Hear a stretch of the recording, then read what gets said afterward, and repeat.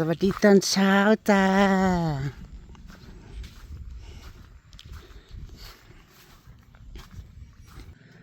ประถามว่าแบบเพิ่นมาเบิ่งเนาะเพิ่นมาวางแบบเนาะมาวัดมาแทกนะเนาะมาแทกอันนางอยากเอากระเถิบออกมาทางหลังมันเด้เพื่อได้เฮ็ดครัวเพื่อเฮ็ดครัวในบ้านก็สิแต่กระเถิบออกมาพอได้เฮ็ดครัว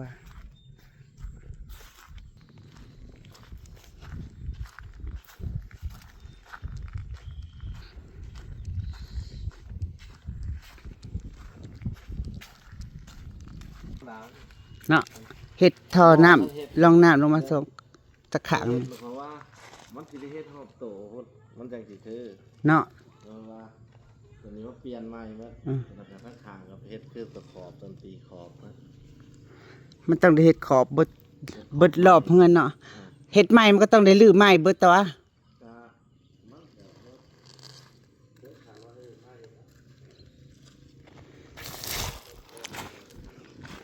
ภาษาว่าแป๊บมันล่ะโอ้ยข้าเจ้าใช้เฮาเฮ็ดนำเฮาก็ต้องได้รื้อใหม่เบิ่นว่าประมาณนั้นหมดแล้วอย่างน้อยคันเฮามาแก้ก็มาแก้ครับแต่นี่ล่ะตัวหนาตัวนี้ก็มีดีนายพี่น้องยามบ่ตกคือเมื่อคืนนะฝนตกตอนค่ำวันเถิดลงมาเพราะมันสิหลายนี่นะทางหน้าเพราะว่ามันได้รับน้ำ2ฝั่งนี่พี่น้องซ้ายขวาเด้มาลงตรงกลางน้ำมันจาดลงมานี้บัดนี้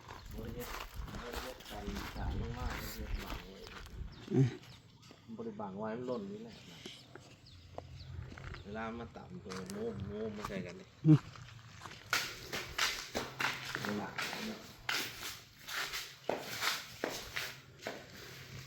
เมื่อคืนนางกับเขามาเบิ่งอยู่ทางฝนตกเถิดว่ามีหม่องใดหัวแน่กับบ่มีสิซึมๆหน่อยๆพอเลี้ยวขึ้นเห็นจ้องปองจนแป้นแบบยากแต่เฮ็ดง่ายจะก็มาประมาณ5 เมตรนี่นะ6 เมตร 7 เมตรมันก็สิงบมันก็ตามงบความยาวแล้วเฮ้ยพ่อใหญ่นี่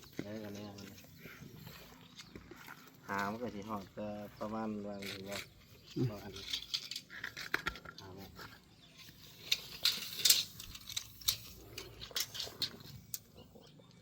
เป็นอย่าง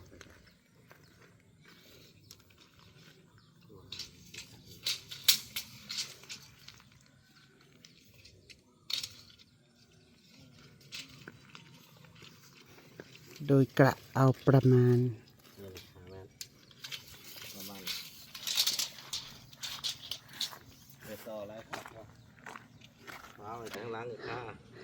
มื้อนี้ปะเฒ่าปะแปวปะเฒ่าเฮ็ดงานบ่จบเฮ้ยสักต่อออกมาเท่านี้ก็สิพอแล้วบัดนี้บ่จบบ่สิ้นอันนี้แหละเฮ็ดงานมองหันแล้วก็หนีมองหนีแล้วก็หัน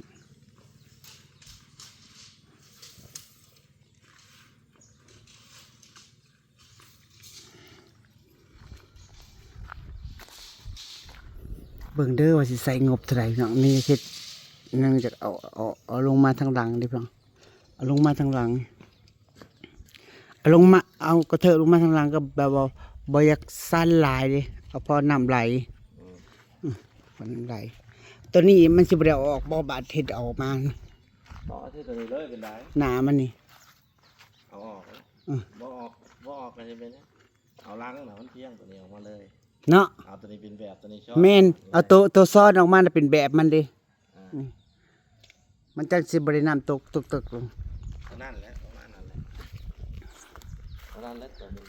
จะสูงแค่ด้านข้างบนนี่มันเป็นกระเทิบลงมาเห็ดฟ้านี่ก็สิเสมอกับตัวนี้นี่อยู่3 เมตร3 เมตรเนาะประจำเนาะแต่บัดนี้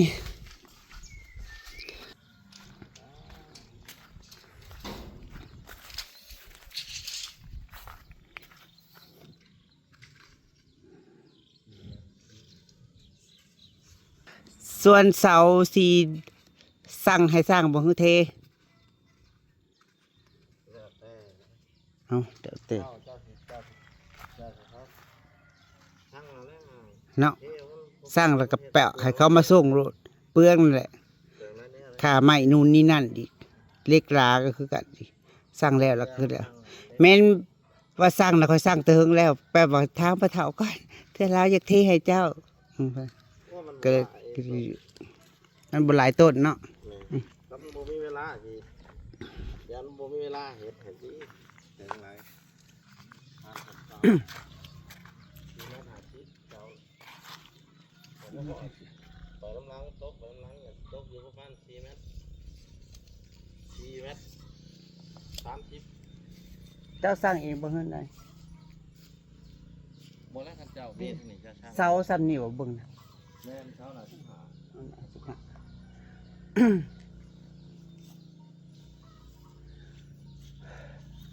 เจ้าช่างนี่ใช่เลยครับ สี่เสาบ้านน้องทง ท่านน่ะเขาช่างแล้วคันเลยคันว่าเสียเขาช่างก็ได้คันนี้เราตก ชุเจ้าก็เอาของอยู่ใส่ซะกองพญาจ้อยนางทง อยู่ในโซ่นะอย่างเนาะแต่ว่ามันสิใช้เวลาในอยู่ได้ แม่น คอยแล้วจะสิได้มาตอนใด เพราะว่าเพิ่นก็ยังรับงานอยู่พุททางกระบาลรังสีอยู่พี่น้อง อยู่บนตึ้มนั่นแหละ ข้าเจ้าถนัดเรื่องโครงสร้างพี่น้องข้าเจ้าก็เก่งเรื่องโครงสร้างเนาะ แต่ว่าให้แอมให้ก้อนเพิ่นโอ้ย บ่บอกเขาก็ได้เพิ่นว่ามื้อน่ะนางบอกแต่บ่ยากเรื่องก้อนเรื่องแอมบ่อันที่พ่อใหญ่เลยพี่น้องก็จะให้ มีเวลาเฮ็ดให้ ใส่อ้ายเพิ่นมาเฮ็ดตะโคงให้พี่น้องเฮ็ดตะโคงแอมสักกะสีก็แค่นั้นเองจ้ะ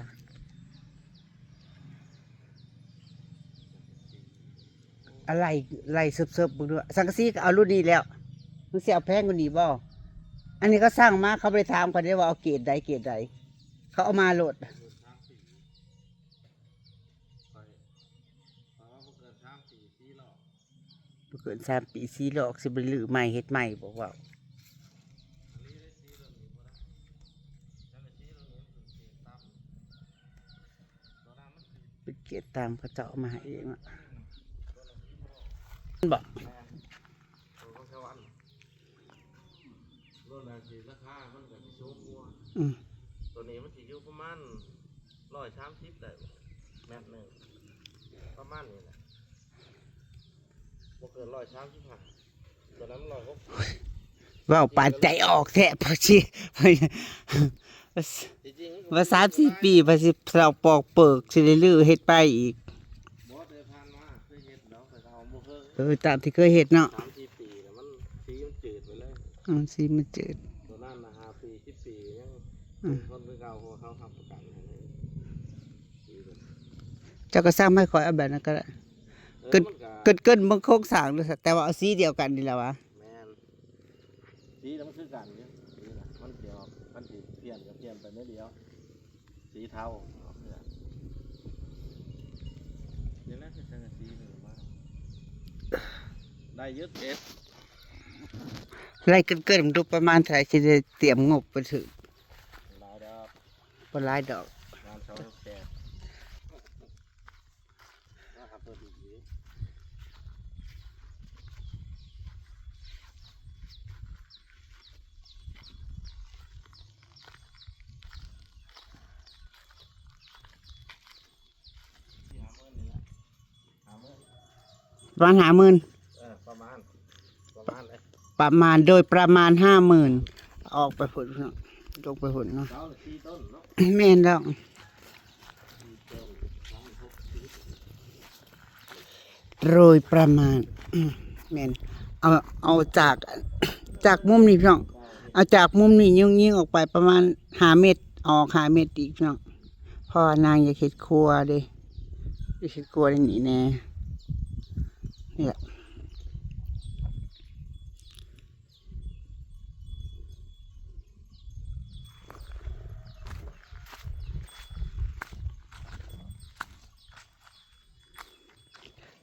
เฮ็ดไปทีละอย่างละอย่างละก้าวพี่น้องเอ้ยมันบ่จบซ้ำนั่นแน่นอนพี่น้องมันบ่จบซ้ำที่ต่อออกไป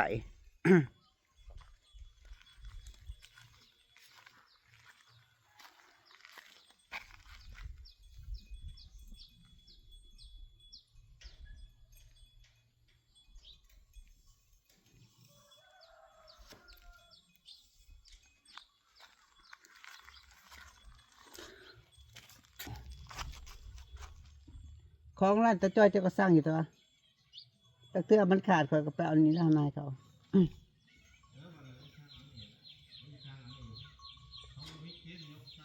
เออแล้วแต่ให้เจ้าสร้างรถ ให้เจ้าสร้างรถ เครื่องให้อื่นว่าอยู่นี่ก็ได้เช้าอะไรอย่างเงี้ยหรือว่าสร้างให้พุ่นก็ได้สร้างให้พุ่นเข้ามาเท่าเดียวก็ดี เจ้าได้สั่งขาดคืนไง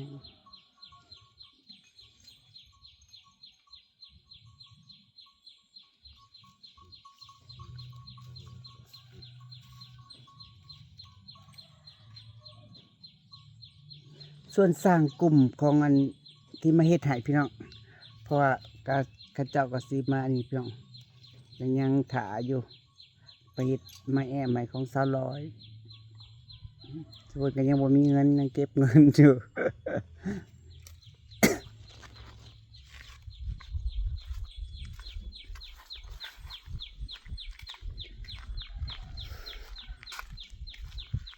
ให้เพิ่นมาต่ำกับพี่น้องเพราะว่าเอาไว้มากัดเถาเบิดเลยเพราะว่าส่วนอยู่ทางเทิงปกมีเด้พี่น้องอยู่หนองเทิงเหี่ยวเบิดเลย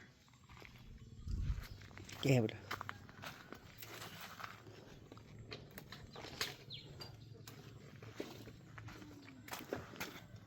เก็บตัวมาให้เจ้าต่ำก็มันเถาเบิดเลย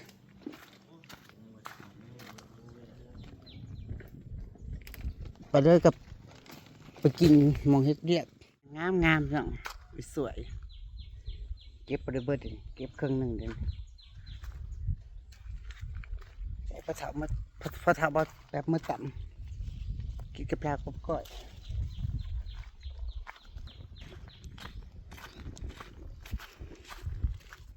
งามเพิ่นเราเวียกเพิ่นก็สิได้มาเฮ็ดให้พี่น้อง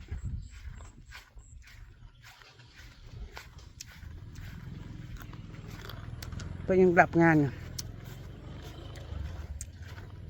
เขาจะรับงานจะรับงานเป็นโครงสร้างถ้าส่วนมากบางเทื่อก็เบิดหลัง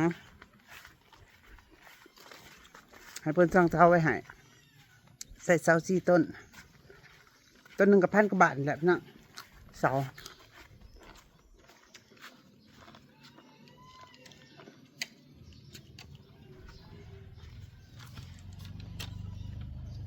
ไปทีละอย่างทีละหน่อยงั้นบ่มีเป็นก้อนได้สิเป็นโปะใส่เฮ็ดทีเดียว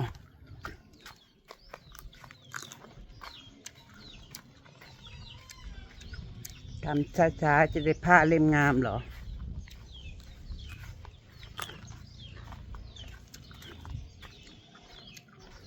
พระเถาบ้าแป๊บบ้านใกล้กันจะเพียงบริไก่ดอกบ้านเบาเอื้อ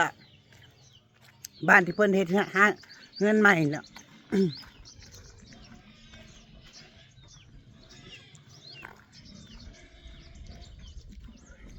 ประมาณ4-5 หมื่นค่าสร้างหรือว่าค่าของเนาะบัดนี้ไล่เฉลี่ยไปเลยทั้งค่าของค่าของแต่ค่า ค่าสร้างกับซียูหลักแสนเพื่อนพี่น้องต่อกระเทิบออกมาเด้ที่เพิ่นเว้าคร่าวๆนะคือเว้าเรื่องอุปกรณ์ว่าเรื่องเล็กเรื่องหยังเอามาเด้เดี๋ยวค่าสร้างอีกต่างหากไปหาเกี่ยวหญ้าให้ลูกก่อนพี่น้องเอ้ยมือเอื้อยมือพี่เปิ้ลลงมาเนาะอันเปิ้ลเลี้ยงอันแบบนั้นแล้วแต่คือที่เจ้าเพื่อนก็เป็นน้องกับอยู่บ้านนางเถาพี่น้องมีเอื้อยอ้ายทักมาหลังบ่าวเห็นน้ำลาโอ้หวานเงินมีเงินหลายแท้ประมาณ60 บาท50 บาท60 บาทถ้าเป็นเงินไทยใบละ 1,000 กีบใบละ 1,000 กีบจ้า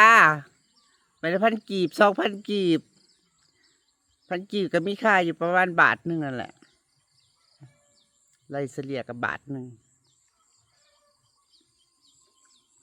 มันเป็นใบเป็นแบงไงแล้วโปรยมันก็แตกชุดสวด ที่ให้ได้1 บาทเดียว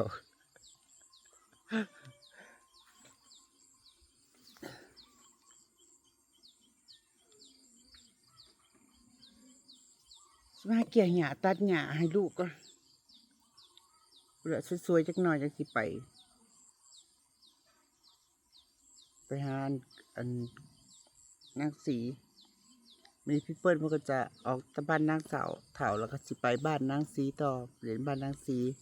ที่เพิ่นมาก็คือเพิ่นอยากไปเลาะตามไปเล่นไปเล่นตามเฮือนหมู่พวกน่ะเงินยูทูบเบอร์ทั้งหลายแหละหญ้ากับบริญญากันนี่จ้ะมะข้าวโพดคุณแม่ยังจะเป็น3 หมาก 4 หมากบนนี้พี่น้องรุ่นเดียวกันที่นางปลูกกันที่นางเฮือนนางนั่นแหละได้กินหมากแล้วคุณแม่เอาไปต้มแล้วอยู่หน้าบ้านยังแก่แดอยู่สิมาตัดลำกระโปงกันยังอ่อนอยู่นี่ตัวได้แก่ก็สิตัวได้เขาเอาหมากออกก็สิตัดบริดำหน้าใส่ซ้ำพี่น้องผักบุ้งหลายผักบุ้งแก้วนะกับบริไทยขี้หมูเนาะบัดพญาเลิศเลี้ยงหมูสปอยโรงหันซ้ำที่งามผักบุ้งนี่แหละข่าวที่แถวหัวสวนนี่พี่น้องที่นางพวกนางปลูกผักปลูกหญ้านี่เริ่มเคี้ยวเริ่มแงะแต่ก่อแล้วเด้นี่พี่น้องเริ่มเคี้ยวหูเคี้ยวตาแล้วจ้าเดี๋ยวลงไปทงหน้าก็ได้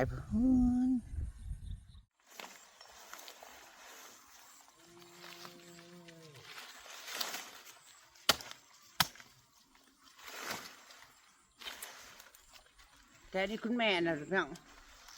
คุณแม่ตัดหมากไปต้มแล้วก็จะไปซับให้ลูก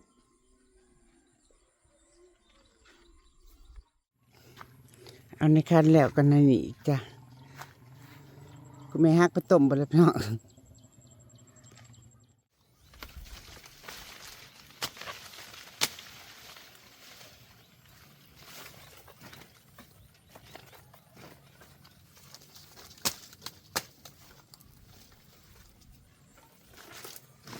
ที่เห็นคุณแม่ปลูกก็มุกกระหม่ำได้กินหมากเลยพี่น้อง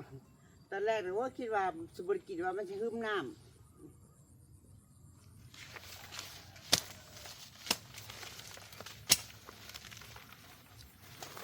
ซัดออกให้ลูกจะไปตับซับ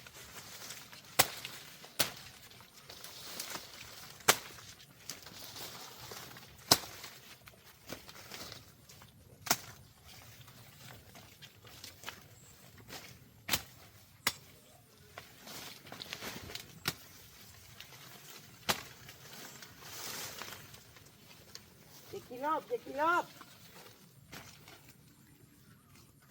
อยากเลือกกินพี่น้องเอ้ยสมมติในยาร้ายแล้วก็จะเลือกกินจะเลือกกินลูกสุดลวดแล่นหันแล่นนี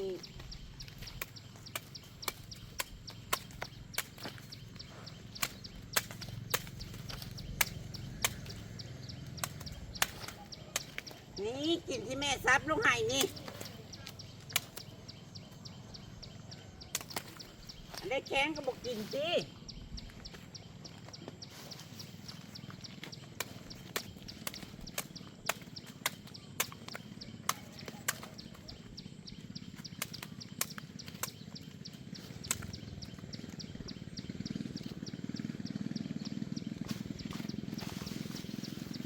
เนี่ยเรื่องกระต่ายมันพูดแล้วสูปล่อยให้หิวดอกหาเหยียบแล้วก็บริกินได้บาทนี่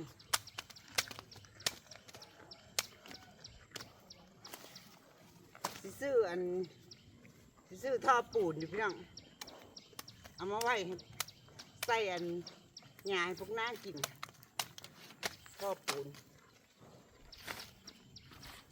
เดี๋ยวแม่สิซับตะผากรบไป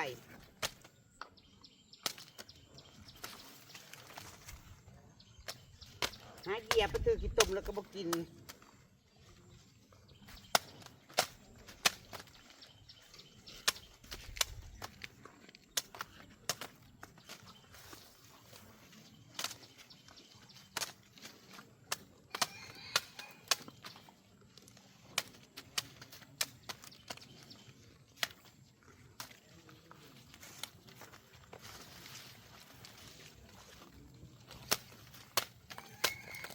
เกลือปลาให้ลูกๆก่อนนะจ๊ะ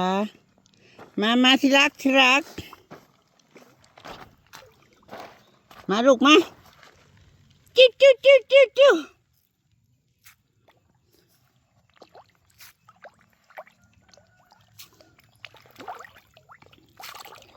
บาดพวกนางใหญ่ซ้ำสีงามนี่ปลาสะพิมนี่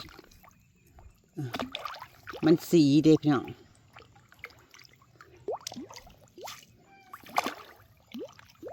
อันนี้เม็ดหน่อยหัวอาหารปลาดุกหัวอาหารนั่น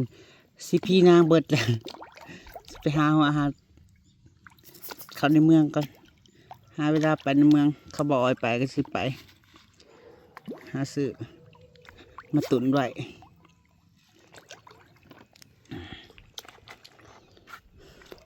เคยเกลืออะไรหม่องก็ต้องเลาะเกลืออะไร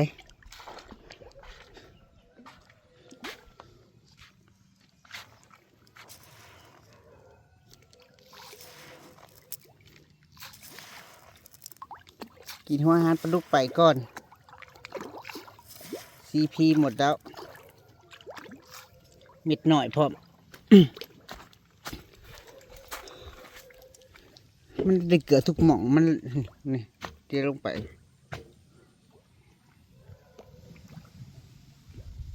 กูก็จ้าไปโทรกับบติด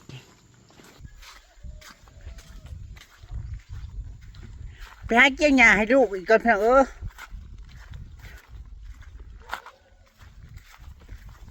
ไปสวน300สิไปเลาะสวน300ก่อนจังสิมาหาสวนตัวเอง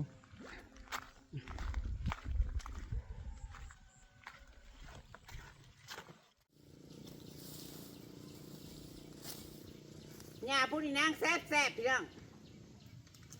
แซ่บจ้ะหญ้าเงาแดงใครเนี่ยตัวเนี้ยฝนหญ้าเริ่มร้ายเลย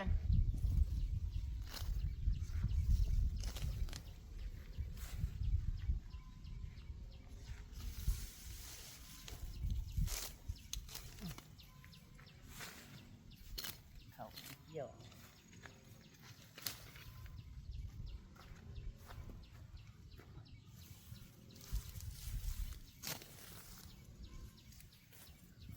หาหญ้าไว้ลูกจะ2 สอบก่อนได้ที่ไปเล่นบ้านนางสี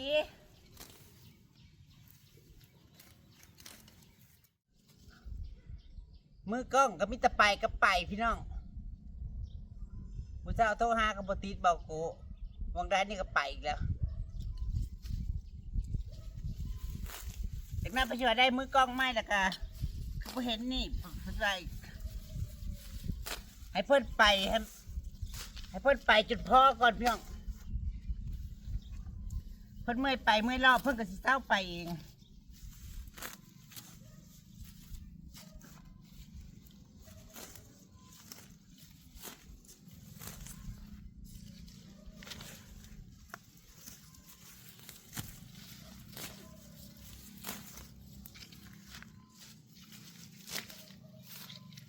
พวกนางก็เลือกกินและสมุยนะ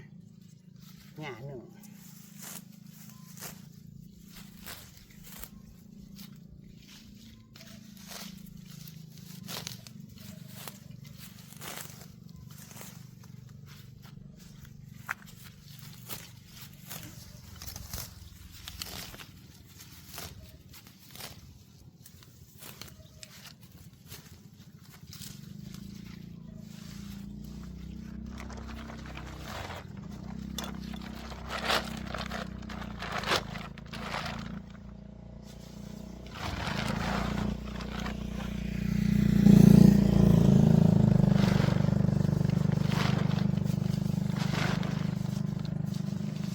นั่งบ้านนั่งในเดินนะมันเกิดแต่พี่น้องเป็นเหมือนชาปุ้ยตะวันใช่ก่อน